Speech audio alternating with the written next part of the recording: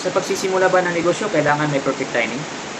Sa larangan po ng negosyo, kadalasan po sa mga tao na naging successful ay yung mga taong risk taker. Alam mo ba kung bakit? Kasi yung mga tao na yan, pag nakikita nila na yung business ay may potensyal, gagawa at gagawa sila ng paraan para gawin yung negosyo. Tulad ko, alam mo ba, sa totoo lang, hindi ko talaga linya ang pagninegosyo. Pero, nung nakita ko itong House of Franchise, hindi ako nagdalawang isip na pumasok dito. Alam mo kung bakit? Kasi yung company namin, almost 20 years na po in service. At meron po tayong close to perfect na sistema na kung saan susundan mo na lang. And, speaking of products, hindi mo na problema kung anong produkto ang ibibenta mo. Kasi, sagot na lahat ni company.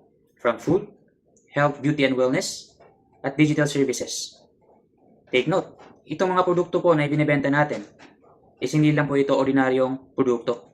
World class po ito. Katulad na lang ito, JC Organic Barley. Kaya ikaw, kung gusto mo makapastart ng sarili mong negosyo, huwag ka nang maghanap ng perfect timing.